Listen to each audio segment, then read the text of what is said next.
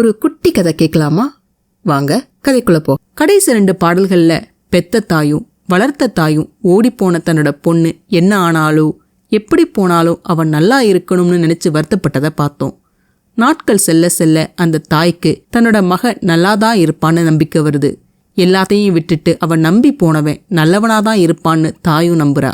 தாம் பொண்ணு அவ தேர்ந்தெடுத்த கணவனோட நல்லா இருக்கணும்னு மனதால அவளை ஆசீர்வதிக்கிறா அந்த தாய். என்னையும் அவன் நினைக்கல, இவ்வளவு சொத்து சுகத்தையும் அவன் நினைக்கல. திருக்கோவலூரோட அரசன் காரிக்கு சொந்தமான ஊரான கொடுங்காலுக்கு பக்கத்துல ஓடுறது தென்பெண்ணை ஆறு. அந்த பெண்ணை ஆற்றுத்துறையோட கருமணலை போல முடியும். கள்ளம் கபடம் இல்லாதவ என்னோட பொண்ணு.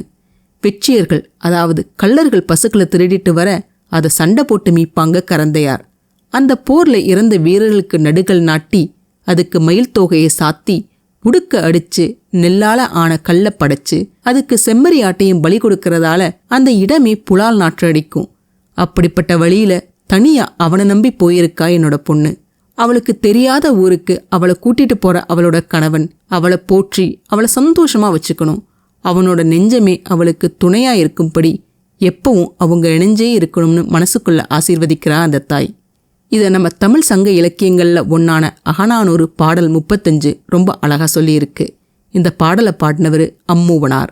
ஈன்று புறந்தந்த எம்மும் உள்ளால் வான்தோய் இஞ்சி நன்னகர் புலம்பத் தனிமணி இரட்டும் தாளுடை கடிகை நுழைநுதி நெடுவேல் குறும்படை மழவர் முனையாத் தந்து முரம்பின் வீழ்த்த வில்ஏர் வாழ்க்கை விழுத்தொடை மறவர் வல் ஆண் பதுக்கை கடவுட்பேன்மார் நடுகள் பீலி சூட்டி துடிப்படுத்து தோப்பிக் கள்ளொடு துருவு உப்பளி கொடுக்கும் போக்கு அருங்கவளைய புலவு நாறு அருஞ்சுரம் துணிந்து பிறல் ஆயினல் ஆயினும் அணிந்து அணிந்து ஆர்வ நெஞ்சமுடு ஆய்நலன் அலைய தன் மார்பு துணையாக துயிற்றுகதில்ல துஞ்சா முளவிற்கோவர் கோமான் நெடுந்தேர் காரி கொடுங்கான் முன்துறை பெண்ணையம் பேரியாற்று நுண் அறல் கடுக்கும் நெறியிருங்கதுப்பின் என் பேதைக்கு அறியா தேயத்து ஆற்றிய துணையே. என்னங்க, இந்த பதிவு பிடிச்சிருந்ததுன்னா மறக்காம லைக் பண்ணுங்க, ஷேர் பண்ணுங்க, சப்ஸ்கிரைப் பண்ணுங்க. மீண்டும் இன்னொரு பதிவில் உங்களை சந்திக்கிறேன். நன்றி, வணக்கம்.